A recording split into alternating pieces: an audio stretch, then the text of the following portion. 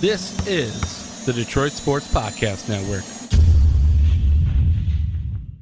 We're talking mask mandate. We're talking weird pizza. And I don't remember what the last topic was. Oh, Lions, Rams. All right. In just a second, Stroz is going to start off the show with a bad opinion. Usually we bury those later on in the show, but we are going to have to get to it. We teased last week that we were going to talk about the Little Caesars Crazy Calzone, I believe is what it's called. The art that is the latest Little Caesars pizza creation. And I don't use the word art lightly. You just use the word art to describe pizza? That's not the first time I've done it. Just so you know, that is a line I've used already. We're going to get to it. I have a lot to say about it. Not on this jabroni. What about pepperoni? I'm the jabroni. I did get a pepperoni calzone. And so we're going to get your review of it too, huh? Yes. I find myself thinking, I think I'm more excited to watch the Rams this year. And we're going to get into that as well. Stroz, does Ford Field have a mask mandate? So not at this moment, but it sounds like the city of Detroit may be implementing something here very soon. God, I hope it's not before Friday. I'll be at the Lions game Friday. I would rather not wear a mask. However, if I have to, Stroz, I'm still going to go. You texted me saying you're out on attending live events or live games with a mask. I am. And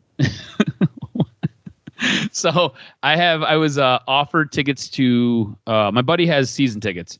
And he offered me the Minnesota Vikings game in December. He was like, "Hey, do you want to go?" And I said, "Kinda." And he was like, "What do you mean, kinda?"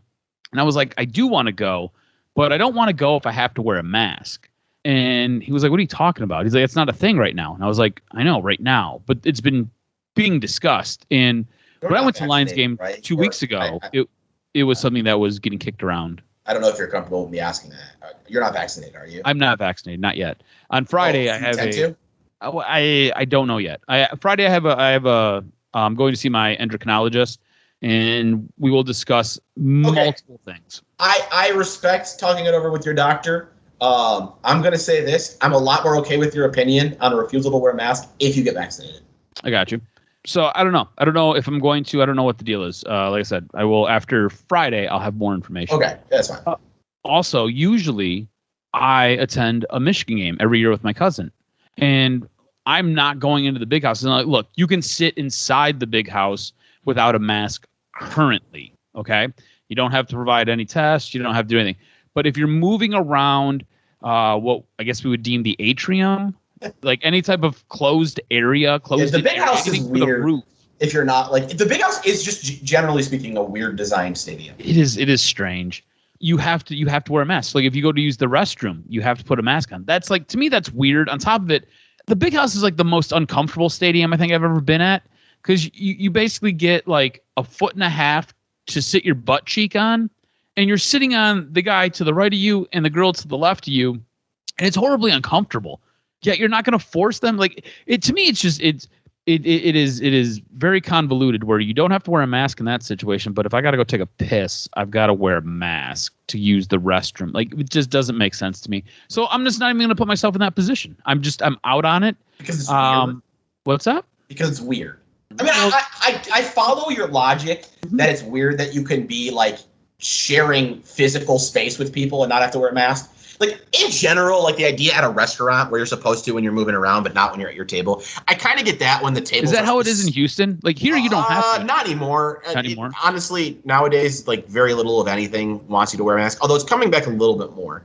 Chipotle, I know, wants you to wear a mask. They don't super enforce it, but they have a sign on their door.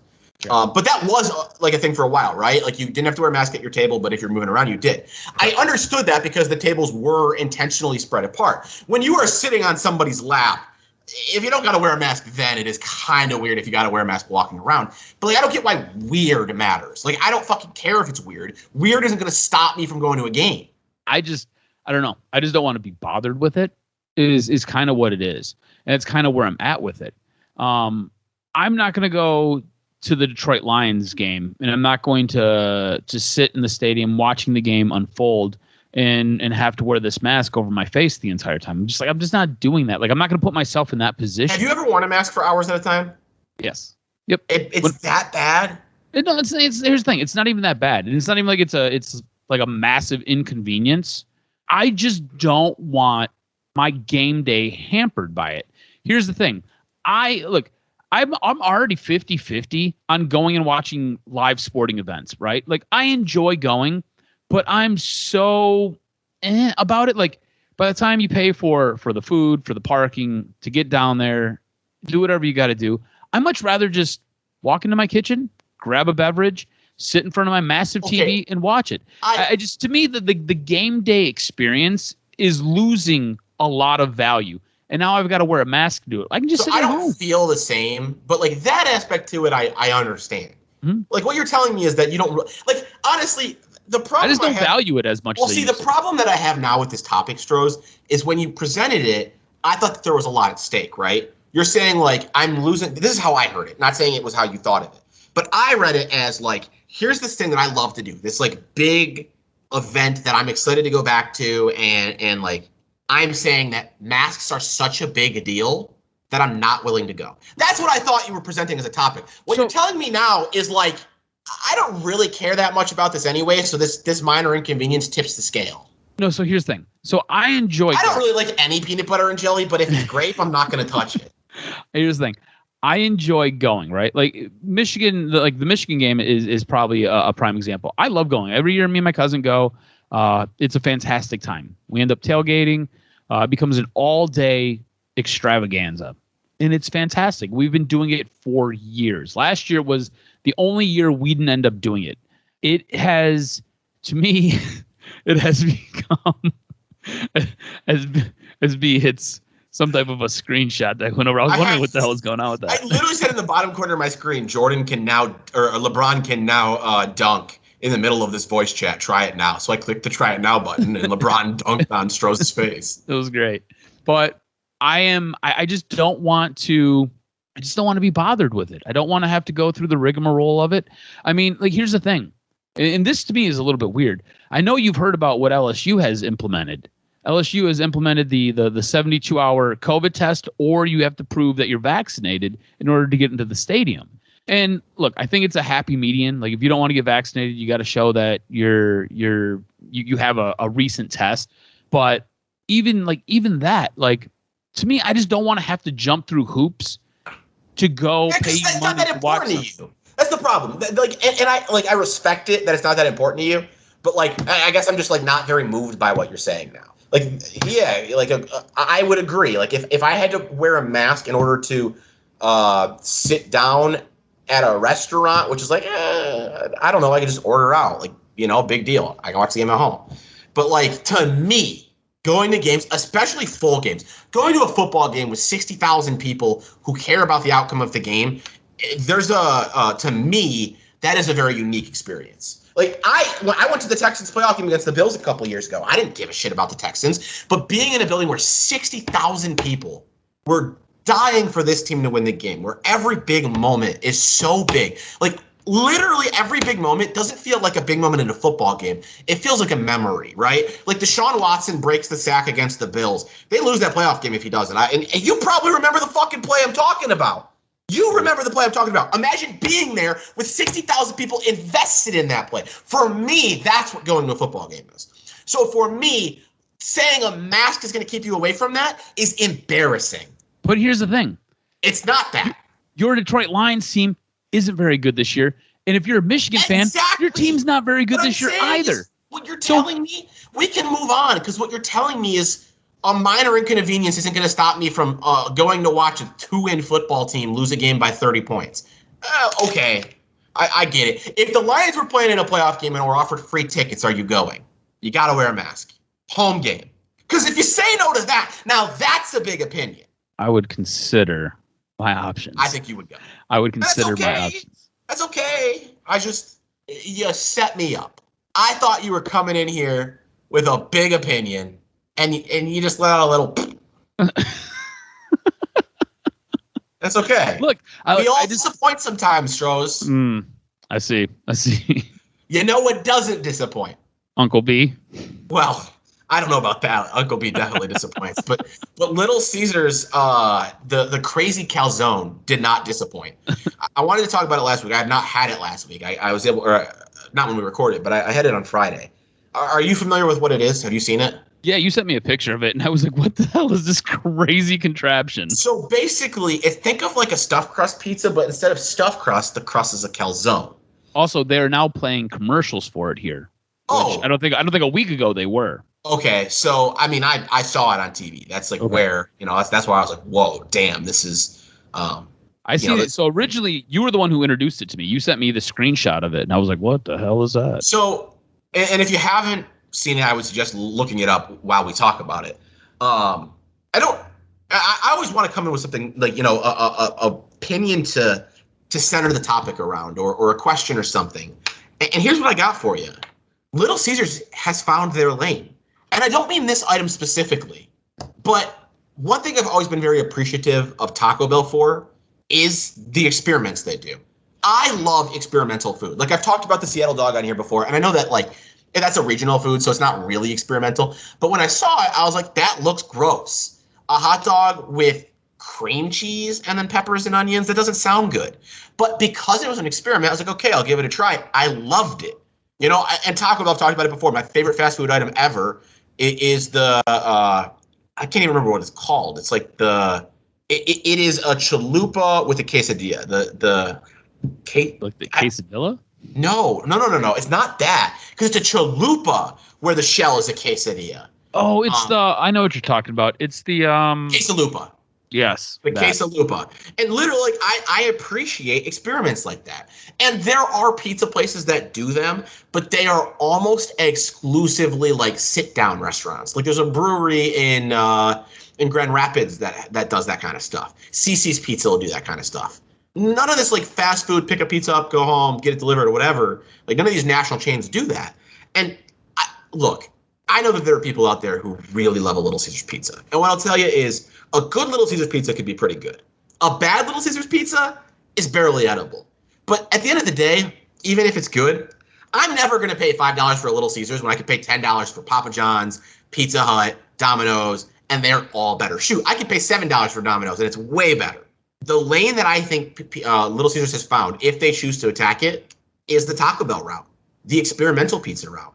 They did a stuffed crust pretzel pizza before that. When they had it, it was the number one pizza I went with. I don't think I'll get this one again. It was good. I think it's a much better appetizer than it is. Like, I had it as a meal. I would not get it as a meal. It's too much. It tastes like a heart attack. And that's great when you have a bite or two, but you don't want it as your whole meal. But how big is it? It's pizza size. It's a pizza. So like 12-inch, 14 inches? Sure. Yeah. Like, is it like a hot and ready? Yeah. It's like a hot and ready box. Full-size pizza, but with the crust being calzone. Okay. It's good, but it tastes like a heart attack. It is too much. And I think, like, the perfect way to have it would be, like, I don't even know about an appetizer, because pizza as an appetizer for pizza is weird. But, like, as a snack, you're a little hungry. You got a couple friends hanging out. Get it. Each of you have a couple pieces. But that's what I want, man. I will never pick Pizza Hut for a Little Caesars Hot and Ready. I'm sorry. I'll never pick Little Caesars for a Little Caesars Hot and Ready. I will always take Pizza Hut, Domino's, Papa John's, whatever. If Little Caesars continues to experiment, I will continue to try. I think that Little Caesars has found their lane. When you sent this to me, I was blown away by how it looked. And honestly, I was trying to wrap my brain around the size of it, the magnitude of it, like what it actually was. And it does look like it's a bit much. It does look like it is a little bit extreme. I didn't think so when I first saw it. Like in person or like the image? Either. When you open the box, what did you think? I thought this looks really good. I thought it looked like it was not going to disappoint. And I would say it didn't disappoint. It was really, really good. I'm somebody who has to fight to not kill a whole pizza in one sitting. Like, I have to actively try not to. I didn't have to do that. I by my last piece, I would say I was eating my last piece going, yeah, I don't know that I should have taken this. So that was my next question is, did you eat the whole thing, or did you only get about halfway through or less? I ate about half of it day one. And I know you're not supposed to do this when you're eating healthy, but I ate the rest of it day two. Was it better warm or cold? Because sometimes I think a Little Caesars pizza is better after you let it get a little bit cold. Is that unpopular? Is that no? hot It's take? not. It's not unpopular. Do you not remember the start of this show? I do. You just looked at me like I was a Martian, so I was like, okay. I'm fairly certain episode 1. We discussed this. No, it wasn't Better Cold. I don't even think I tried it cold. I do often when I get new pizza, specifically like that. This is almost hard to call a pizza, to be honest with you. It's like, because it is 50% calzone. I will say this. While eating it, much like with stuffed crust pizza, I was way more excited for the calzone part than the pizza part. I was going to ask, are you a fan of calzones? Oh, yeah, I love calzones. Okay. All right. I might say I like calzones more than pizza. I don't know. It's a tough call. Have you ever had a papadilla? Those look so good. I haven't. And Papa John's, I kind of go through like waves. Like when I first moved out, Pizza Hut was my go-to. When I first moved over here, it was Domino's, and it's kind of become Papa John's. Let me ask you this, because you keep bringing up Pizza Hut. I have never been to Pizza Hut and enjoyed my pizza. Okay. I always for me, I feel like Pizza Hut is like bottom of the barrel. Like I would take Little Caesars over Pizza Hut any day of the week. Do you get the pan pizza? Usually no. I literally do not order Pizza Hut if it's not pan pizza. Pan pizza? Okay. I don't even know what their other pizza tastes like. Pizza Hut pan pizza tastes like garbage. I think that Pizza Hut pan pizza is the ultimate. If you're just getting like a standard pepperoni pizza, I think it is the ultimate chain pizza. Okay. And I'm excluding Jets because it's regional. I would much rather have Jets than Pizza Hut. I think pan, and it's $1 more, so to me it's a no-brainer. It was my go-to when I first moved to Grand Rapids. But like I go through cycles, and Papa John's is my go-to now, but I have not tried a papadilla. I don't have a good answer for why. I think it's because when I get pizza, I do want to get pizza, and I feel like you can't get both. And I don't want to miss the opportunity. Dude, I'm a fucking fat guy. That's the answer. I need my pizza. I don't want to feel like I missed out on pizza by getting a papadilla. I got you. Like every time I see the commercial for a papadilla, I'm like, same. So good. Same. What I want to get pizza with somebody who gets a papadilla, and then I just want to take a bite of their papadilla. Yeah. Go halvesies with them or something. Exactly. Got it. So with this calzone pizza Frankenstein food that Little Caesars created, was the pizza part better than the calzone, or was the calzone part better? Calzone was way better, huh? I mean, I think I might like calzones a little bit better in the first place. Okay. And then on top of that, like I think the Little Caesars pizza, the pizza was hot and ready pizza quality. It wasn't terrible. And it's fresh too. Like that's one of the biggest problems with Little Caesars is if you get a pizza that's been sitting around, they get gross. So it's fresh, so that helped. But no, I think that you said cold Little Caesars is better. That's the worst. There are some pizzas that are tolerable cold. Little Caesars pizza, I would rather throw it in the trash. I love eating pizza cold. It's so good. No. Can you peel the calzone off of the pizza and eat the calzone by itself, or do you have to eat the pizza to get to the calzone? Probably. Okay, you didn't. I didn't. No. I gotta be honest. It was really good. I was just enjoying myself some pizza, and like I enjoy food the way most people enjoy sex. Good food. Do explain, V. Do explain. Good food. It can be so good that like I want nothing more than to fully enjoy it. Like I just want to enjoy this fucking food.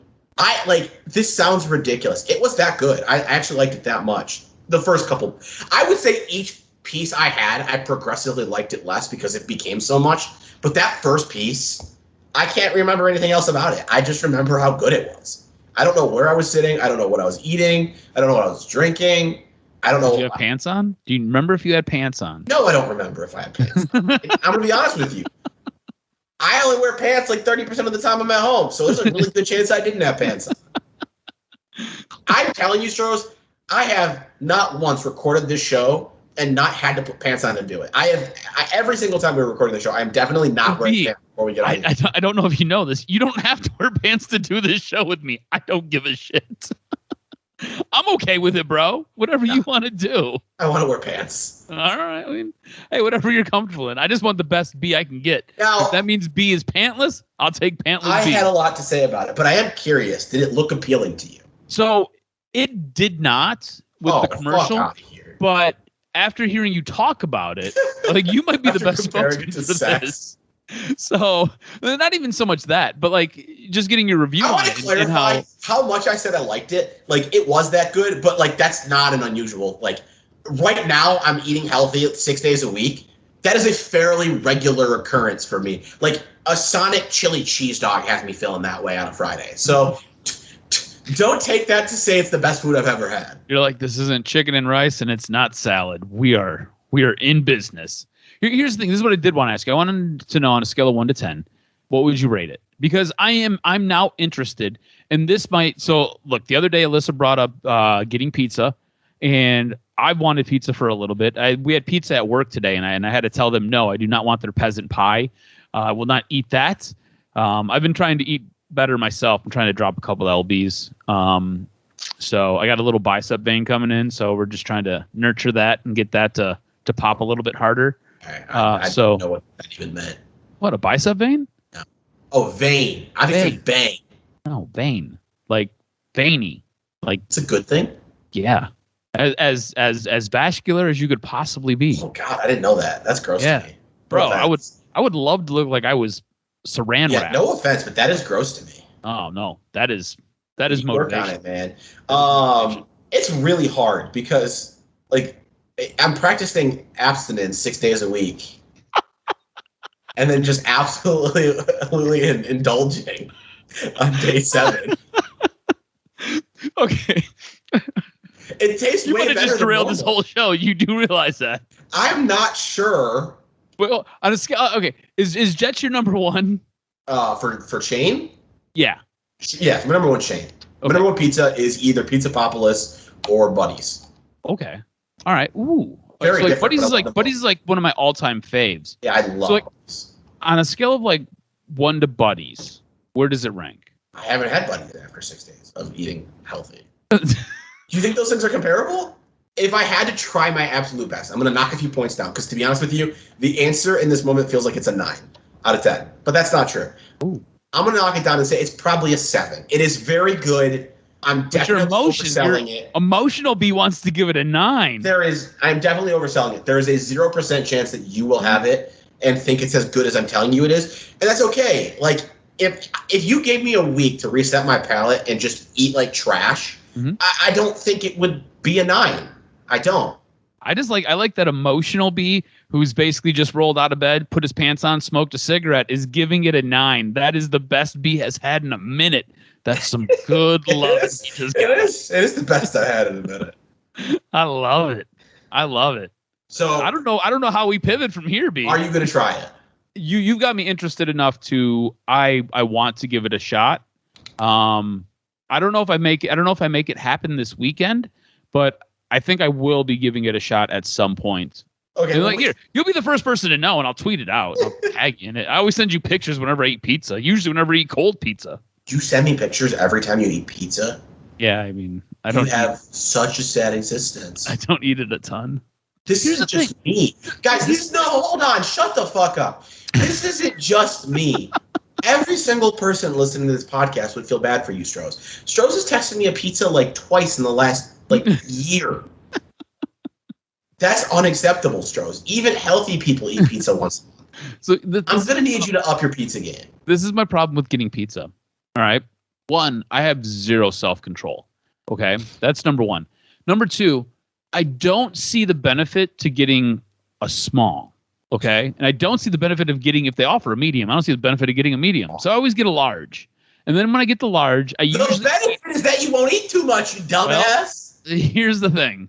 I just feel like cost-wise, it's better for me to get the large. So I get the large.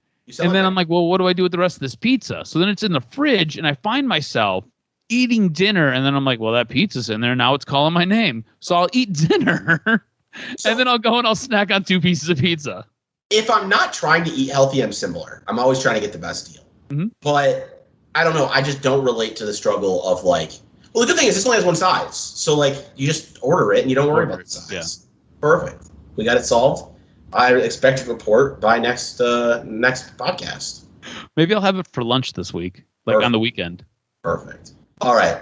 I think we've kind of talked about this before, but as the season's getting closer, the lack of excitement I have for the Lions I don't want to say it has me concerned, but like I've said this to many people, including my therapist, football season makes my life better. And dude, I didn't even like hardly watch. I love that's what you talk to your therapist about. And like it's not a regular conversation. It's one we've had before. You know how my session started this week with my therapist?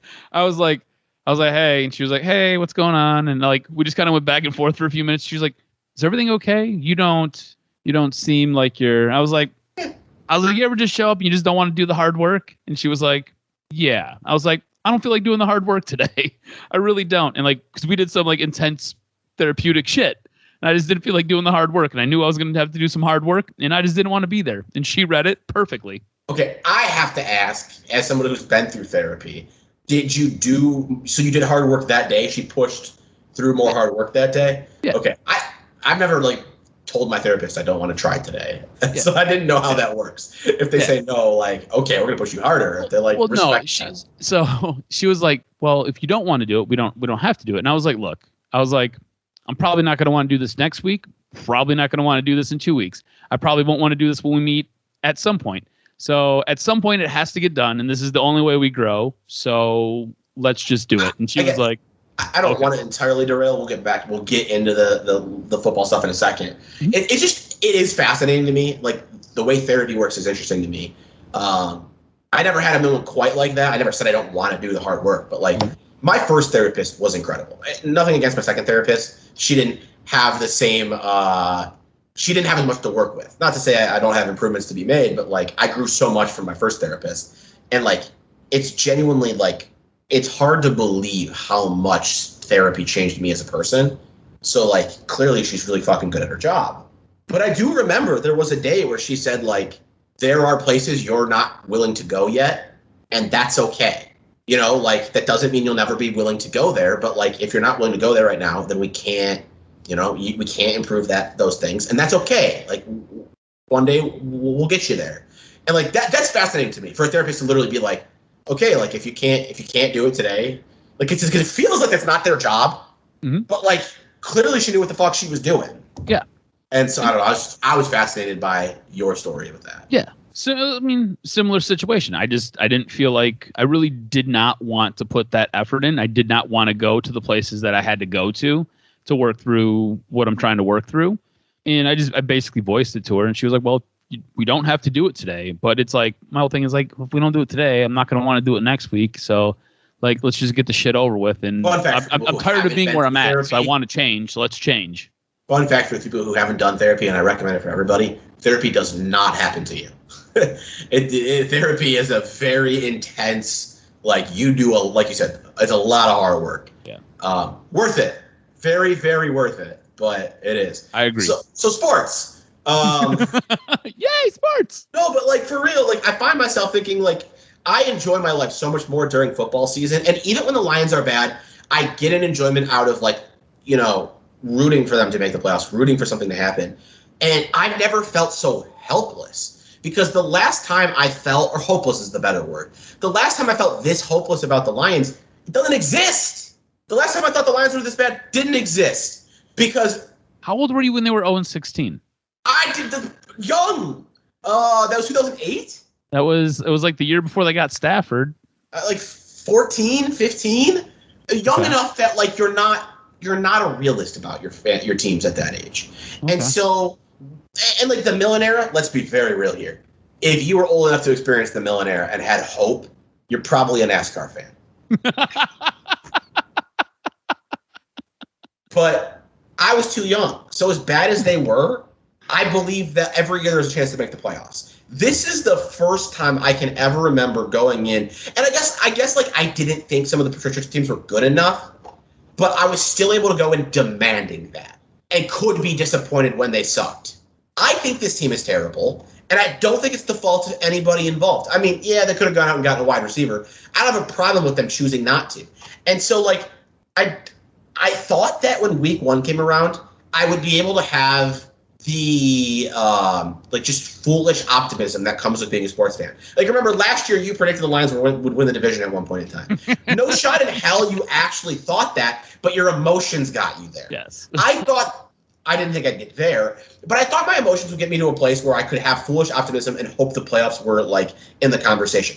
And maybe they are, but I'm realizing I can't get myself there. The Lions are going to have to convince me of that. It's not going to happen on its own. And so I have to have something I'm rooting for. And naturally, I'm a big Stafford fan. I find myself thinking like by week 2, because the Rams play in primetime week 1, by week 2, I may choose to watch the Rams over the Lions. Does it change at all that the Lions benefit if the Rams do poor? No. We talked about that. I'm rooting for Stafford. I would much rather Stafford win a Super Bowl and the Lions pick 32 than Stafford. Now, like, so weird to me. Don't get me wrong. Like, if it goes the opposite way, like, I'll appreciate the high draft pick. But no, like, I'm a Stafford fan, and I think if the Lions were good, maybe I would like be a little bit more neutral on that. But the Lions aren't. I can't go into the season with nothing to root for. Like Joey Bosa comes off the blind side and just crumples Matt Stafford. He's done for the season. And the Rams just go into just a spinning, whirling dervish of you know what's terrifying is if that scenario plays out and the backup is like the next Tony Romo and takes over for Stafford. Yeah. They go to the playoffs. And all the Lions fans who hated Stafford are adamant that it's proof that Stafford sucks. They would too. Oh, I might be in that camp. I might be like, look, B, as he rolls his eyes. I mean, it's ridiculous. If Stafford's hurt, he can't prove that he can get the team to the playoffs. But look, this is what I would say. I totally get what you're talking about here. And like the Lions are not going to be good this year. And I think that's okay. I think it's all right to watch this team for what they'll be. And like I said, they won't be very good.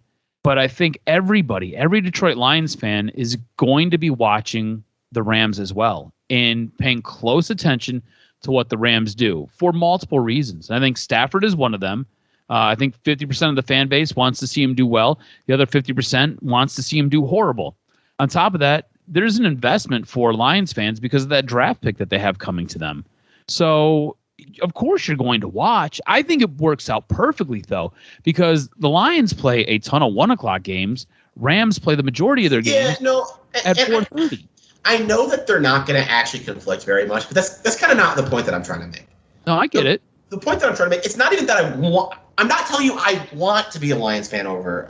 I get it. You're saying that the Lions are so damn bad that they're not going to hold your attention long enough. And that's okay. As we were talking, a poem came to mind that describes perfectly how I feel about this Lions season. A poem. Would you mind if I read it for you? Please indulge me. This poem is called Break Even by The Script. It's a song, if you're not familiar. I am. I'm still alive, but I'm barely breathing. Just praying to a God that I don't believe in. Because I got time, while she, Matthew Stafford, got freedom. Because when a heart breaks, no, it don't break even. Can't believe you went there. I can't believe you went there, and I love that you did. I want you to know that was not pre-planned as we were talking, and I was thinking about how sad I am that I feel no hope about the Lions this year. That song came to my mind. I literally, what came into my mind as I was thinking about the Lions is, I'm still alive, but I'm barely breathing. Just praying to a God that I don't believe in. The rest of it, I finished off those 4 lines, but like, that's what came to mind. That is how I feel about the Lions. I'm still alive, but I'm barely breathing. Just praying to a God that I don't believe in. Does it make you feel any If we better? Titled episodes, that would be the title of this episode. The title of this episode?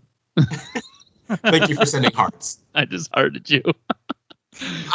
I do that all the time. I send reacts to mess with you, but no, like so normally I'm excited for the preseason, right? Mm-hmm. And I already told you on the last podcast, or maybe it was 2 episodes ago, that I wasn't excited for preseason game 1. I went to a bar for preseason game 2. And not by myself, not like I'm going to the bar to watch the game. Like, I went to a bar and hung out with friends, and it was on in the background. But, like, if we're being honest, I'd probably watched less than 10 plays. I mean, I'll be honest with you. I hardly watched any of that. Yeah, game. but, like, I don't do that. On.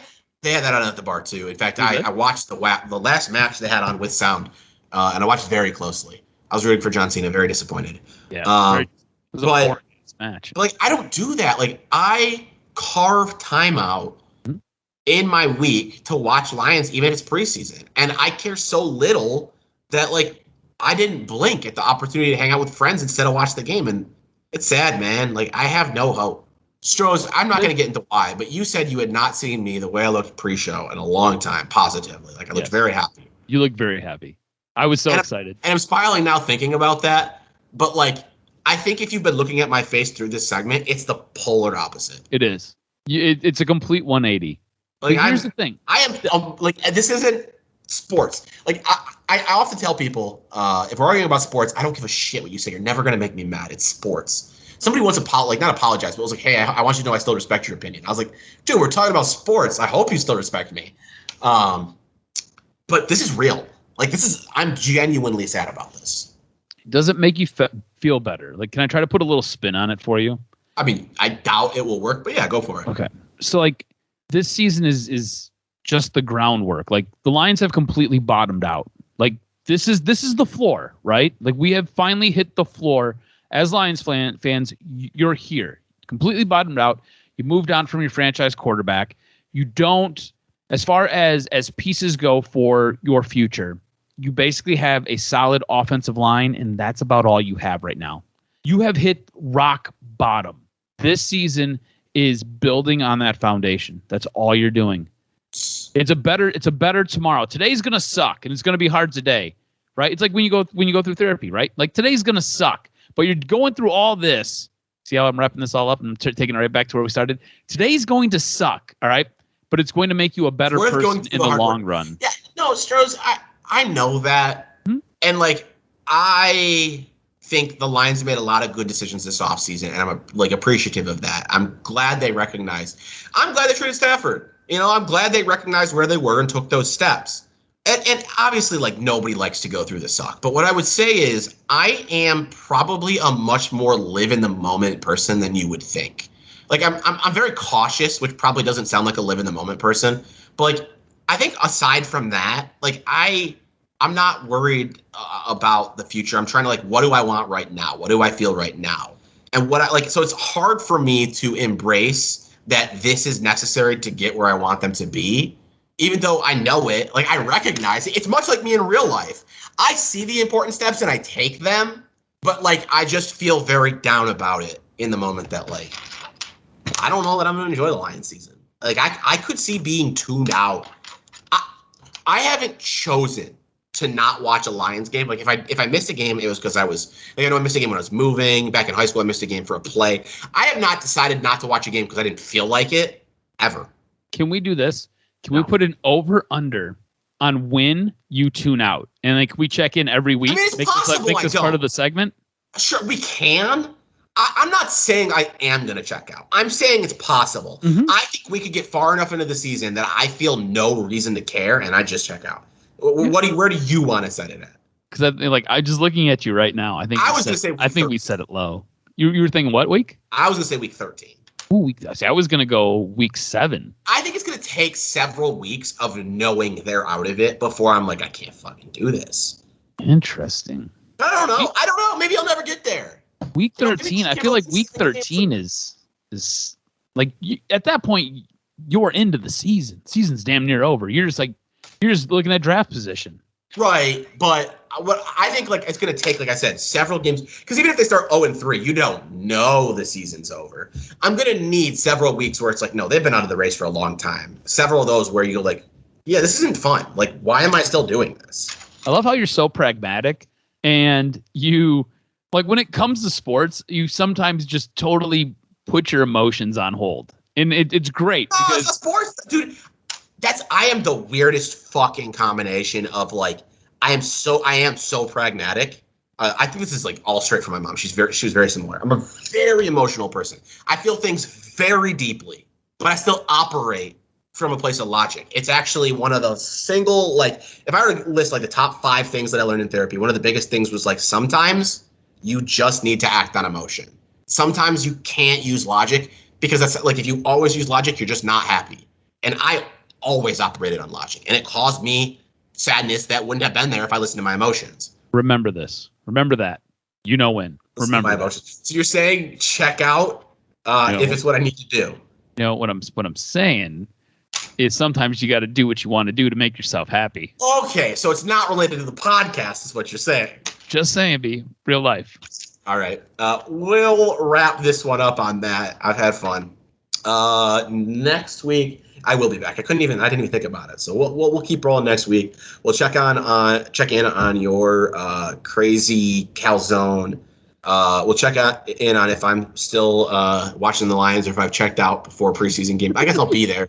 Probably hard to check. You know what, though? You'll be there. I probably won't watch very much. I mean, it'll be in front of my face, but I'm not going to pay attention. Mm-hmm. Mm-hmm.